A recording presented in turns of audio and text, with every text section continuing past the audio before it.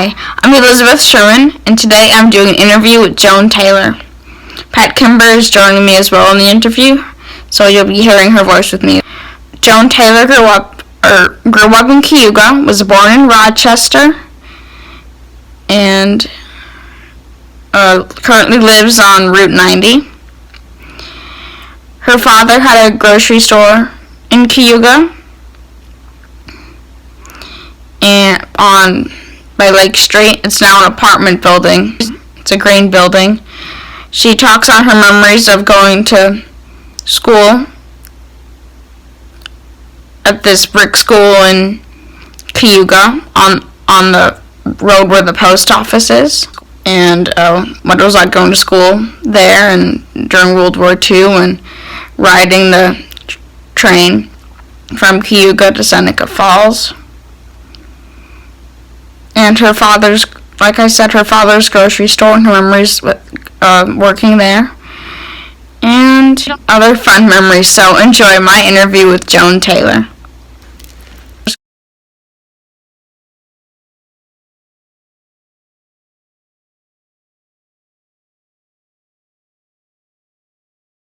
So could you tell us a little bit about yourself? Well, I was born in Rochester, and my father moved down to Cayuga County and had a grocery store in Montezuma, and eventually he moved to Cayuga and opened up another store, and then eventually closed the first one. And then we bought a house in the village, and I went to grade school. I was in 5th grade when we moved here, and we stayed here until through 8th grade, I think, and then we went to Union Springs for high school. And there was a war period in there, World War II period, and I think there was a period of time when we actually went to Union Springs because they didn't have teachers. The teachers were drafted, and the principal was drafted. So eventually, I think we did get back here for 8th grade, and we had our own little graduation here like they would normally do.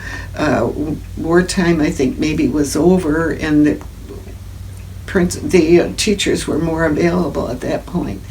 And so anyway, that time is the period of time that they sent us down to Union Springs to school. And then when teachers were available, we came back to Cayuga through 8th grade, and you had a regular graduation program here.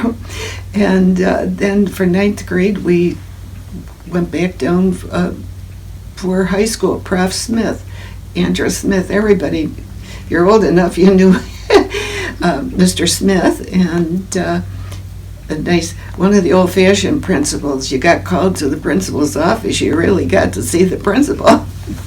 Yes. But he stuttered. The poor man couldn't help it, and sometimes he'd get caught stuttering, but boy, you didn't make any fun of him, not when you were in with him. No.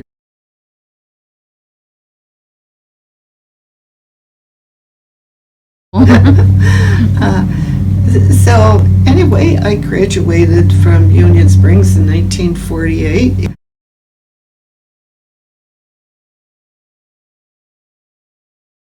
And then I went on to college, a small school down near New York, and when I was a medical secretary, and I went to work at, I can't think of the name of the hospital in Rochester. There were several hospitals at that time, but I worked for the, goodness, I can't think of his title, the doctor that I worked for. And then when I became engaged to someone from my hometown, then I decided I'd better come back home. And so then I went to work. I didn't get back in the medical field, only substituting for a short while, but then I went to work at the office and at the Beacon Milling Company right here in town. And I worked for the president of the company until I was married. And after I was married, we moved away, but eventually came back, and I went back down to the Beacon Milling to work until I had my family, and then we moved to Michigan, where my husband's mother had, she ran a pill factory. I'm trying to think of what the term is. And so he worked for his mother, and he was a salesperson for her out in Michigan. And then she needed his help in the office, which was in Auburn, in a small factory where they made medications. And then at that point, my life took a change, and we separated, and somewhere around about that time. And so I think I went home and lived with my parents for a short while, and continued working at the Beacon Milling. And I don't know, life just got busy and went on, and later life I married my current husband, and we've been married 49 years. Wow. So I don't think we'll make another 49, but we're working toward it. So, both retired. So I don't have a lot more other than just life went on. I have 2 daughters, and my husband has 4 sons. So when we were married, instead of just myself and 2 daughters, 3 of us, I ended up with 5 extra men in the house and had a family of 8. Wow.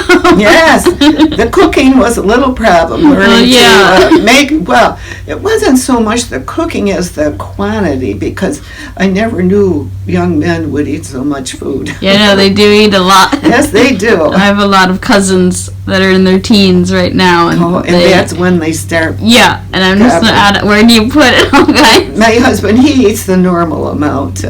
We've been married 49 years. Yes. So, any questions? I've kind of given you a thumbnail sketch. But what is the favorite memory of being in the area, do you think? Well, just growing up here, being able to go swimming all summer. We lived in the village right on Lake Street, and the original grocery store is now an apartment building, and was right across from the lake. And so I would work in the store summers for my father, and I used to wear, the white store uniform. So I kept my bathing suit in the bathroom down there, and so in my lunch hour, Dad would give me an hour and a half for lunch. That's good when your father, you work for your dad. And so I would change out in the bathroom and run across the road down to the big dock and go swimming, and then hurry back, and sometimes my uniform went right over my bathing suit. So that's fun. Yes, it was, because my friends were down there. They didn't have a job, and so they'd be down there swimming, but I had to be back to work at a certain time. Yeah. He was a little bit liberal, but not too. No. So can you go into a little bit about what it was like working at your father's store, maybe? Well, you had you could be a few minutes late, and Dad would kind of look at his watch, and he'd say, you may be my daughter, but I pay you by the hour, and you've got to be on time. And you better learn that when you work for other people and you have hours, you better be back on time, because they won't be lenient like I might be. And he was so right. Yes. Yeah. What was the store like during the war? The food? The store. What was the store like during? Well, the store is still standing. I think it's still there on the corner. Is there a big, long building? Well, that's not the original store. My father had a smaller store there. And then he went into the IGA company, and they helped their people get larger stores. You know, they finance you, and then I guess you know, of course you're going to pay it back if they're financing you. And so he had to have so much money of his own, and then IGA would help finance him, and then he had to pay a certain amount of that back, but he had to buy IGA groceries, which he liked the IGA line and felt they were good people to work for. So that's what he did. And then when it was retirement time, there was someone who was interested in going into the grocery business, and they had been in it before somewhere else. And so this man bought it, he and his brother, I think it was, and carried it in. And then they in turn wanted to get out and sold it to Tom Rose, who was a village person, and he kept it he and his wife ran it. And it eventually, someone had it, and they kind of changed it. They put a little luncheonette in down in the back and some other things, and that all ran out, and then it was closed. There were apartments up over. There were 4 apartments when my dad built that were upstairs. So I don't know what's happened to it now, whether there's anything going on in that building. It's the one right on the corner at the foot of the hill. Yeah, it looks like apartments. Yeah, I it's think upstairs, and they may have made the first level all apartments. I don't know. I think so.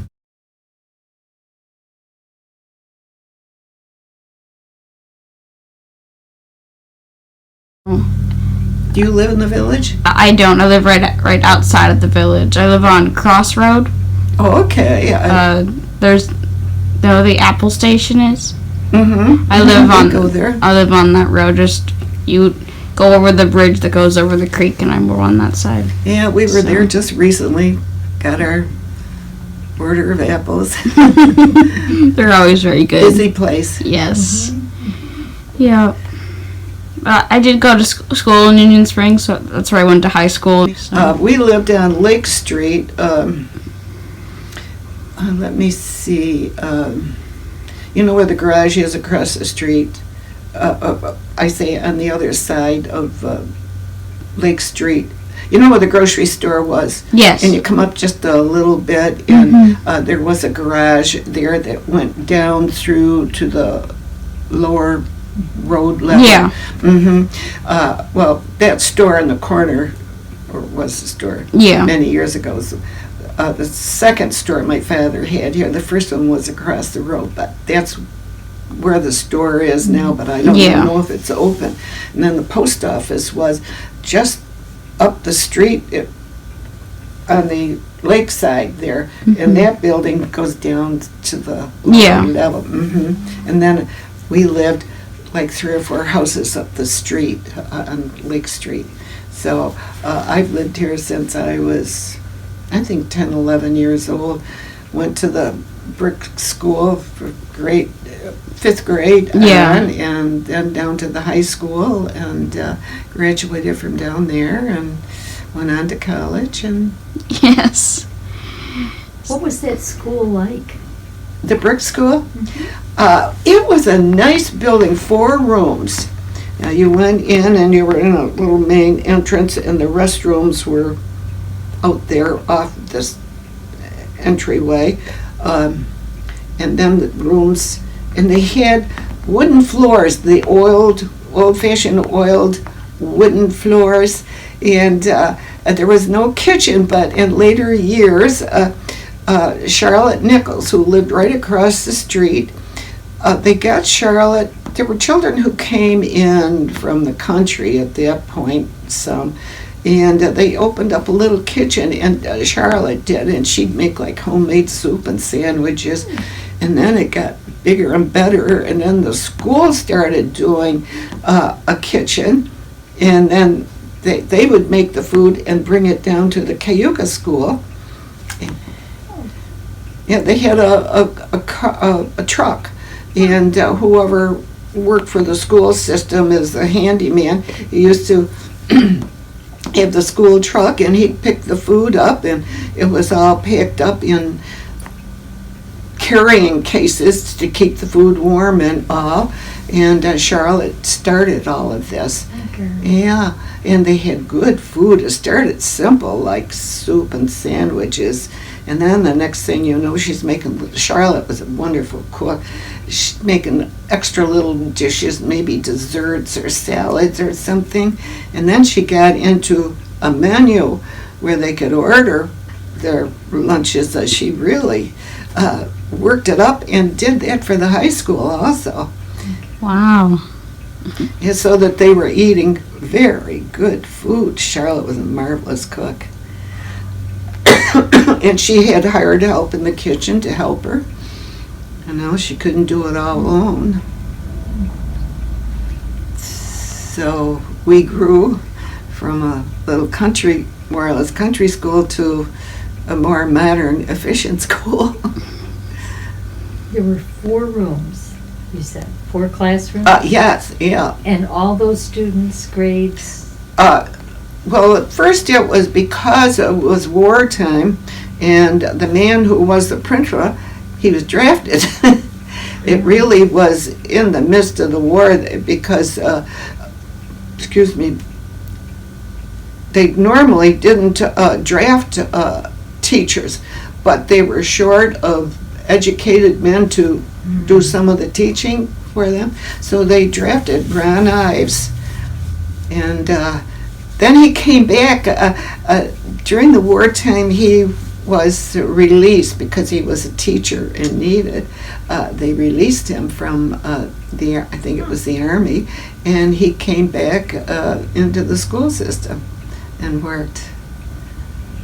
Did you see other differences in the schools because of the war? You were in high school during the war. No, actually, I was in, let me see, 6th or 7th grade. Okay.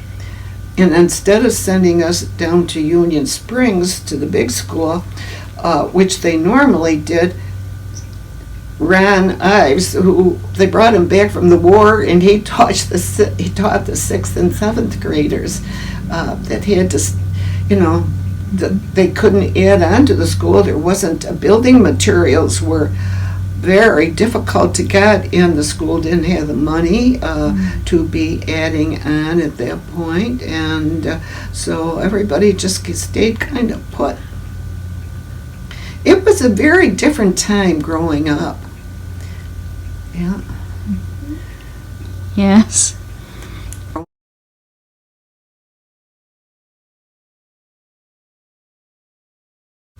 In all the young men, many of them never even finished high school because they knew if they were at a certain age and they didn't want to stay in, they'd take them right in whichever branch of service they wanted to go in.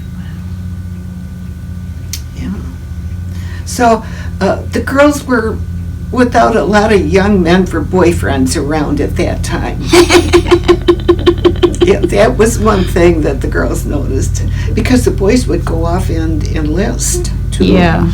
Big deal, I'm gonna join the Army or Navy or whatever, and then all the girls thought they were great.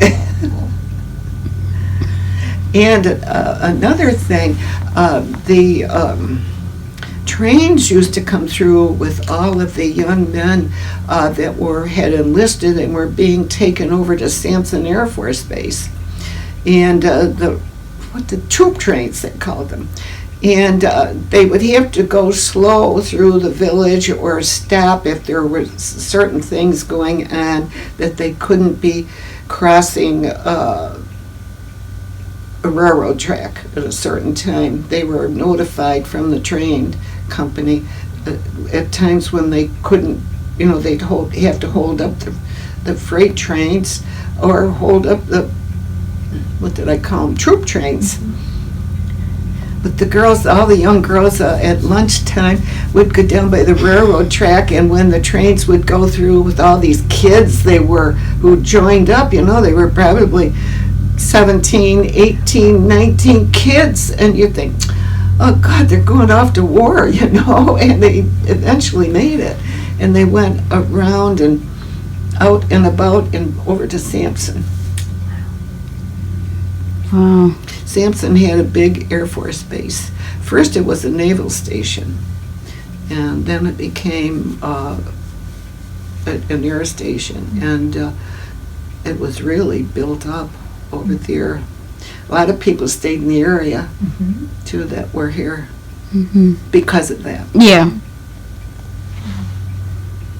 And Neil and I were up in Massachusetts, and this was after the war, quite a time, and this man used to drive he would take you on a tour of the city, and we were going to drive ourselves, and he said, come in with me, I'll show you the city. He was a native up there. And in talking with this man, he had been at Sampson Air Force Base. He knew Cayuga Lake and Auburn and places. I tell you, you can go just about anywhere and find people that know. Maybe they don't know you personally, but where you came from. That's something. Yes. It's funny how many people you can meet in such a small area or know of. That's the right, area. and you go on vacation and you meet people that know people you know, Yeah. or used to live in the area. Yes. Yeah, so I always like to visit with people when I'm on vacation. You don't know how many know exactly where you live. And used to live there when I was a kid, where girls used to come up from New York City, their families would, and they would rent cottages on the lake, on our side of the lake, and they came every year, and I became friends with a couple of the girls and their families, and so I would get invited down to Brooklyn, and so my mother and I would take the train down, and they would meet me in New York, and my mother would go out to Long Island to visit a woman who was a friend that lived here in this village, and she'd stay with Mrs. Bramley, and then when it was time to go home, I would meet her at Grand Central, and we'd take the train home together. That's something. Yeah. I always like to go and do. I think because I grew up with the family in the grocery store, I was accustomed to being with adults and a lot of people that I didn't always know. And Yeah. I wasn't shy. Don't be shy. Get out there if you have an opportunity to meet and go and do. Be Yes. surprised at all the opportunities that might open up for you. Yes. Yeah? For sure. Yeah. So what was it like riding on the train? Well, when you had never ridden on a train, you could catch a train at like 6:30 right down at the station here, Yeah. and it was like 15 minutes around the end of the lake, or then you cut out and go into Seneca Falls. And we'd get out of the train right in town, Seneca Falls, and it was like a 10-minute walk to the movie theater. So my mother would let me go if I went with a couple of other girls, or if there were some adults going that would take the train from here, because my dad had a business, the grocery store, and she, in the evening, on the weekend, worked in the store to help my dad. And so it was like 25 cents for the ride over, and maybe 50 cents to go to the movies, and then my mother'd give me 25 cents to buy there was a little stand where they sold some special kind of ice cream. I can't think of what it was at the time.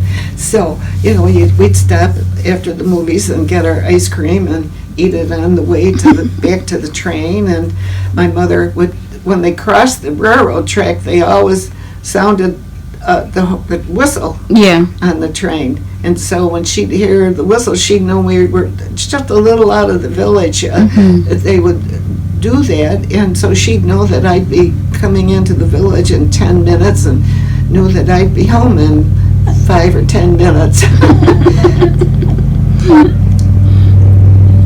Yeah, so, but I always had to go with a girl, or there were families who did not, at that time, did not own a car. Many families could not afford a car. So they would take the family, go down to the train, take the train to Seneca Falls and go to the movies, and then buy some ice cream on the way back, and that was their weekend outing. Wow. Not everybody had it as good as I was lucky that because my father had the store that there was a little extra money. It certainly there wasn't a lot, but they could afford the 50 cents. Yeah. Yes. Do you have a job? Not currently. I just graduated from college, so I'm looking. I just got my license a few days ago. So What did you train for in college? I got my major in theater management, so I'd like to work in theater backstage type Wonderful. things. So yeah, that's what I did. So I'm just trying to find applying to different theaters around that Well, you might have to take another little job to help you through some of the tough times Yes. until you find what you really want. Yes. So yeah, that's what I'm working on. So Don't give up. no. It's hard work, that getting that first job or the job that you really want. Yes. So She has some good experience at merry-go-round. under the Yes, belt. if the theater, I'm sure, has helped a lot of young people who've been, interested in the theater. mhm. I was a medical secretary and other work along that line, and there wasn't anything in Auburn way back in that time. That was a kind of like a new field, medical secretarial, or that end of working for a doctor. Were there some characters in the village of Cayuga that you might remember? Some churches? Characters or interesting people Oh, in the village of Cayuga? well, yes. To me, they were. There was my dad owned the grocery store, and every day this man came to the store. He was a tall, slender, older gentleman, and I knew that he had diabetes. Someone had pointed it out. But every day he came and he bought a loaf of bread, and he'd eat that bread. There was something in that bread that helped his diabetes, or he shouldn't have had it, probably, because I don't think that's anything, an exorbitant amount. You're talking about the man with the loaf of bread? I'm sorry. The man with the loaf of bread? Oh, yeah. He came down every day and bought a loaf of bread, and he opened it up before he left the store, and I don't know how much of it he ate, but they said that he was a diabetic, and that's where he got, what he shouldn't have had. He shouldn't have had all of that, but he did, and he was an older person too, but for as long as I can remember, he walked to the store and bought the bread, and he might have bought other things too, but his wife never came. He would walk down probably for the exercise and have the bread. Oh, funny thing that happened, one time I was down at the store with my father. He was closing, and he never liked to close and walk home alone because he carried the money bag. Yeah. And we didn't live but just up the street on Lake Street. Well, you wouldn't have known the people. And Dad, I don't know, some young men came in, and he had a feeling that something wasn't just, they didn't buy anything, but they just kept walking around and looking around, and so my father was back in the meat market department. So he got hold one of his on the meat block, one of the big knives, because he didn't have a gun down there at the store, or if he did, he couldn't get to it. So he got a knife, and these guys were going. Dad thought they were waiting for everybody to be gone. That's now I remember. They were waiting for all the customers to be gone, and they knew we walked home. So my father, smart, said, "Guys, you gotta go. You can't stay. I'm closing." And they still didn't go. So that's when he picked the knives up and he said, "You go," or. So, and they were young, and they probably realized they better leave. So he walked them right over to the door, and they left, and got in their car and left, and then he called the troopers right away quick. Never ever heard whether they were found. Often wondered, if they were caught, because they were just really big kids. Thought that they'd maybe get a little money. But when you own a business, you never know when something like that will happen.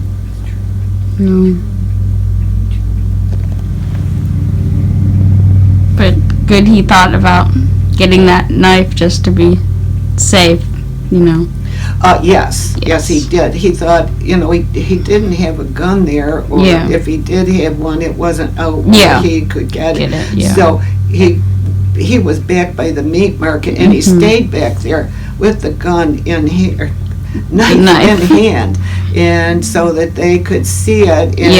And he had something else in the other hand, and they kept walking around, and finally my father said, "I think it's time you guys left. Yes. I am closing up, and if you don't close, I'm calling the police right now." And and he's. I think he felt safer with the knife in his hand. Yes. And so eventually they worked their way out and got in their car. This is kind of funny.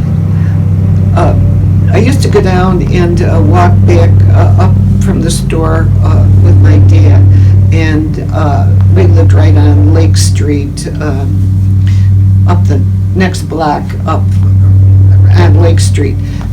Our home was up there, and so what was I talking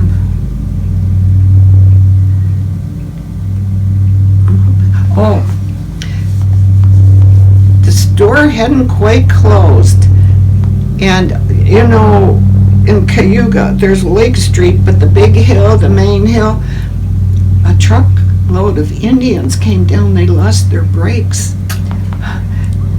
And they're going this way and that way, trying to not hurt anyone or anything, but to slow themselves down. And they ran not into this house, but up into the side yard of this house before they got to the foot of the lake, and would have gone right on down to the lake.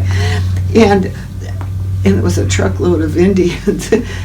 So my dad was still in the store, and they came down. They were hungry. They hadn't eaten, but they had money. So he, opened the store up and, made cold cut sandwiches and cupcakes that you could buy in the packages and all that, so that they had a little something to eat, and then they went on their way.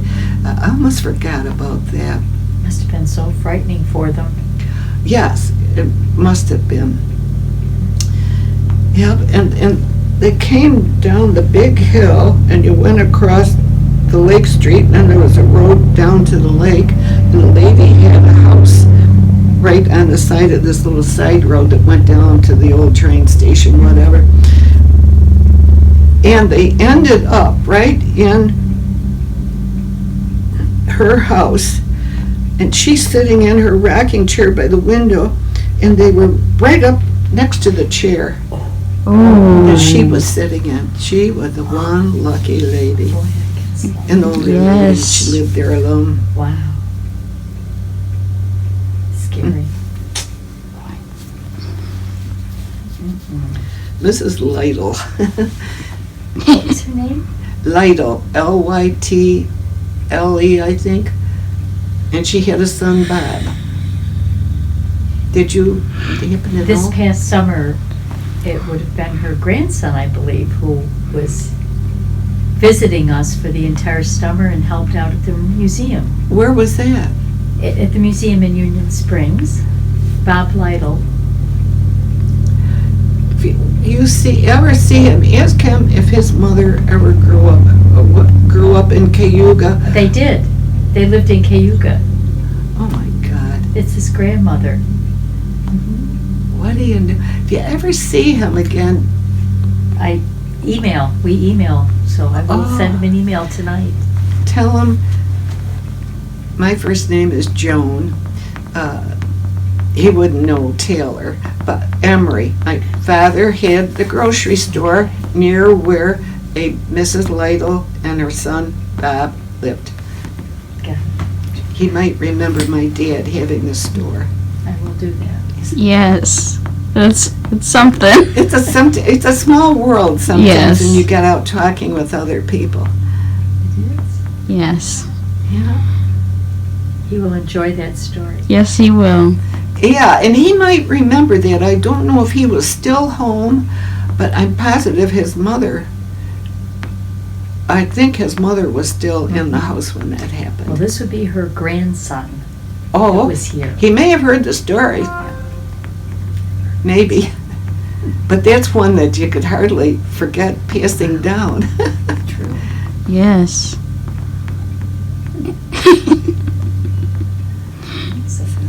Yes. Yep. Were there other interesting people in the village of Cayuga that you can recall? Oh, there probably were, but I can't think of the interesting part. Did you know Florence McIntosh? Well, she was much older than I, and I do remember her coming into town with her horse and buggy. Mm-hmm. She used to come in with her horse and buggy, and she lived, the yellow house going to Union Springs? Okay. She lived she lived in the village. I think it's, if you, I'd have to be there to point it out, but on Lake Street there was a big old house there, and I thought it was told that I'd heard that she had lived in that house. And there were other relatives that lived in town too. And then people of the family lived down in the yellow house. Yeah. But they used to talk about her coming in the horse and buggy. And I think once I may have seen her. Yeah. Yeah. Yeah, they were a well-to-do family at one time anyway. And there was another house right on Lake Street.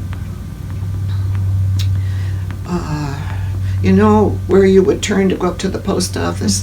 That big house set way up and back? There was a well-to-do family from, I think, New Jersey. They used to come every summer and live there, and I used to know their names. And then there were relatives, I think, of theirs that further down past that house, the big old kind of a mansion. Yes. That I think they were relatives of hers. I think. But she was from out of town too, and used to come summers. She used to bring maids. Yes, it is something. Yeah, and the maids would come into town and kind of look around because she was from, one of them that lived there. She was, had been a very well-to-do person and had lived, the very good life, the one that came from New Jersey, and she'd bring her maids and all. And in her day, they said she used to come on the train and bring a lot of the things from her house in New Jersey to the house down there, and the maids and all. Wow. Yes. It was an interesting time to live. Indeed it was. Yes.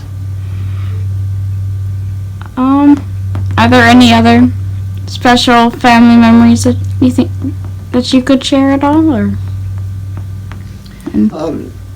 Today, the big house that was there is gone. You come over the hill to go down the big hill. I mean, you come up from Auburn to the blinker light. Yeah. And then you go over the hill, and when you get down to the first level, that big house is no longer there, but it was it was a family home, and I don't know which of the well-to-do families used to live there, but the Bowman family bought it, and they had apartments in there, and there were different kinds of people that would come. They might be summer people, or they could work in the office down at Beacon Milling Company. I'm sure I have missed some people. If I ever think of them, I'll send word to you. But so, okay.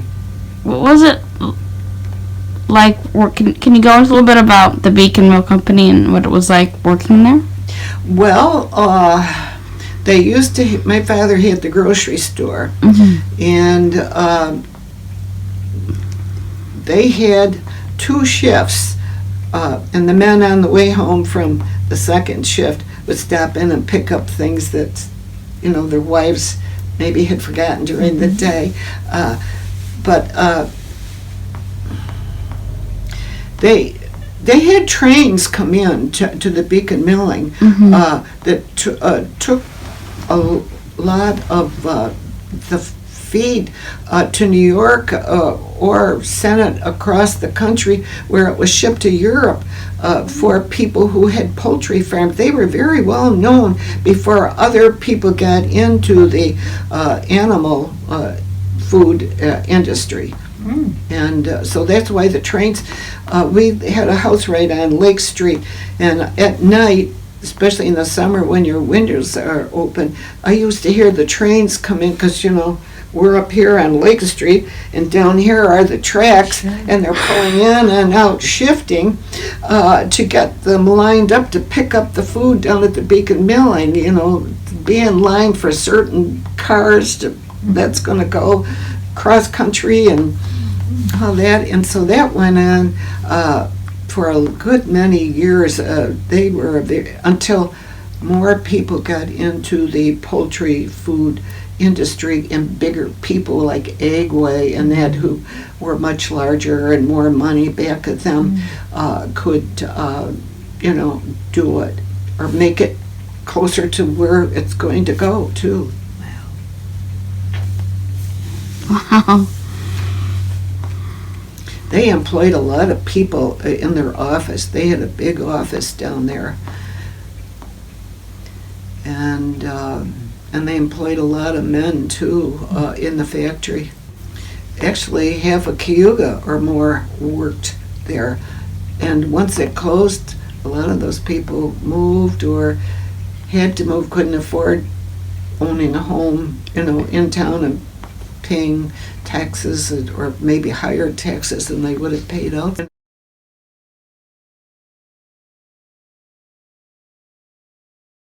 Where? Thank you very much for agreeing to Oh, you're meet welcome. with me. I'm and- glad to do it. It's Yes. nice to get some of this, excuse me, this information out to the public, things that maybe people wouldn't know. Yes.